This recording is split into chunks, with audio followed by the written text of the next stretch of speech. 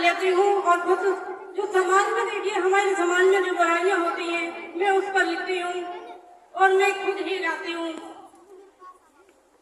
यहाँ पर बैठे हुए सभी लोगों को पहले तो मैं इस गणतंत्र दिवस की बहुत बहुत शुभकामनाएं देती हूँ। गुलाबी जर्सी में लेकिन क्या हमें आज तक सच्ची आजादी प्राप्त हुई है? मैं इसके बारे में चर्चा करने आई हूँ। जरा सोचिए उन शहीदों के बारे में जिन्होंने हमारे लिए, आपके लिए, इस धरती माता के लिए अपनी जान कुर्बान कर दी। और अगर उसी देश में टेररिज्म, करप्शन और रेप जैसी जब घटनाएं होती हैं तो मेरे भाई बहन हम कैसे कहते हैं कि हम एक आजाद भारत में जी रहे हैं?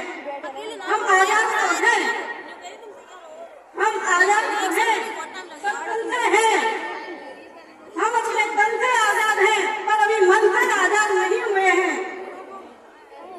हमारे इन चार पंक्तियों में उन शहीदों का दर्द है जो आज हमारे बीच नहीं है, लेकिन मुझे लगता है कि वो उनकी आत्माएं आज जहाँ भी होंगी उनको कुछ कहना चाहते हैं, क्योंकि आजकल हमारे समाज में बहुत सारे दंगे हो रही है, बहुत सामाजिक समस्याएं हो रही हैं। पीछे को बैठा हूँ मैं। उस कारण जो शहीद हमारे बीच है नहीं, मगर उनकी आत्माएं कहीं न कहीं हमसे भेज रही है। और क्या कहना चाहती हूँ, मैंने अपनी कविता में कल्पना की है कि आज क्या सोचते होंगे, किस तरह से हमारे समाज में बुराइयां भरी पड़ी हैं, उनके बारे में विद्यार्थियों से समस्त टीचर स्टाफ पे आप सभी का ध्यान चाहूंगी कि अगर आपको लगे कि मैं सही और नहीं हूँ तो आपके हाथ उठें।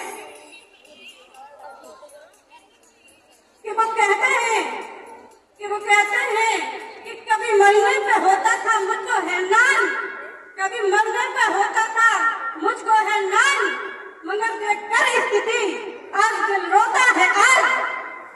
कभी मरने पे होता था मुझको हैरान, मगर देखकर स्थिति दिल रोता है आज। गद्दियों पे बैठे हैं गद्दार देख के, कभी लाल किला तो कभी निशाने पे ताज, देखकर स्थिति दिल रोता है आज, देखकर स्थिति दिल रोता है आज। और आगे अगला बंद पढ़ती हूँ कि इस मातृभूमि को शीश झुकाया था मैंने।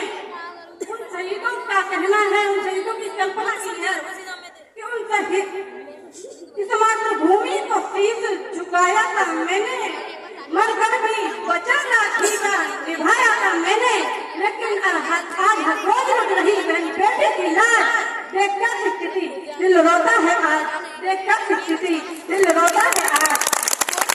और मैं आप सभी से कहना चाहूँगी, अगर हम चाहते हैं कि हमें सच्ची आजादी मिले, अगर हम चाहते हैं कि हम कई मायनों में आजाद हो, तो हमें ये करना बहुत जरूरी है। अपनी चार पंक्तियों से आप लोगों को अवगत कराती हूँ और आप लोगों को लगे कि मैंने सही कुछ कहा तो आप अपनी तालियों से हमें बता देना। देखिए हमारे देश में कैसे सुख शांति आ सकती है कि पतझड़ छाया और डाल डाल फूल खिले, ये मैंने खुद लिखी है। अगर हम चाहते हैं हमारे देश में सुख समृद्धि हो तो पतझड़ छाया और डाल डाल फूल खिले, जाति बात भूल जब दिल से दिल मिले, कि पतझड़ छाया और डाल डाल फूल खिले, जाति बात भूल जब दिल से दिल मिले। रामायण का सार मिले, गीता का ज्ञान मिले, हिंदू राम मुस्लिम की सलाम मिले, पतझड़ छाया और डाल डाल फूल खिले, पतझड़ छाया और डाल डाल फूल खिले। यहाँ पर इतने भी बच्चे बैठे हैं, कोई डॉक्टर बन के निकलेगा, कोई इंजीनियर बन के निकलेगा, कोई IAS ऑफिसर, कोई मिनिस्टर, कोई भी बन जाओ, लेकिन मेरा ये कहना है कि सबसे पहले अगर बनना है तो वो इंसान बनने की आजकल बहुत जरूरत है। और इसलिए मैंने ये रामायण का मैंने ये बात इसमें जोड़ा है, क्योंकि अगर कोई अच्छा सिखा सकता है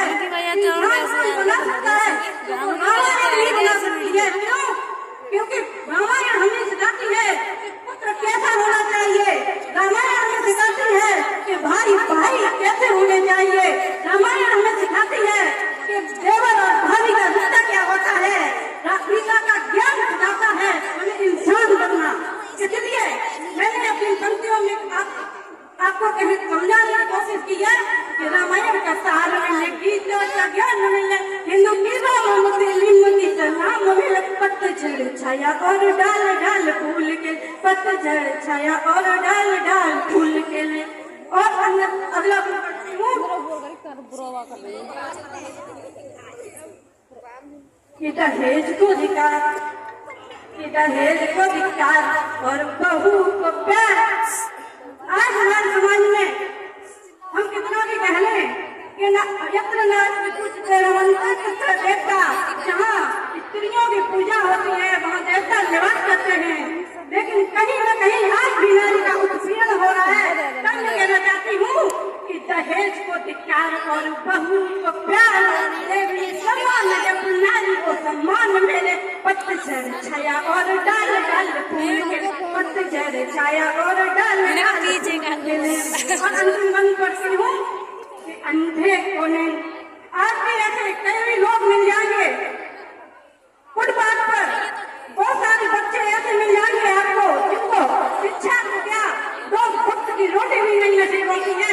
तब मैंने ये अंतिम बंद लिखा है और आप सभी से चाहती हूँ कि आप सभी को अच्छा लगे कि मैंने कुछ सही लिखा है, तो आप सभी की होते दोनों हाथ कि अंधे को नहीं, कि अंधे को नहीं, गरीब बच्चों को पेन और थके हुए श्रमिकों को कोई सुहानी देन मिले, और इस तरह मेरे देश को चैन मिले, और इस तरह मेरे देश को चैन मिले। पतझड़ छाया और डाल डाल फूल के, पतझड़ छाया और डाल डाल फूल खिले। इन्हीं शब्दों के साथ अपनी वाणी को विराम देती हूँ।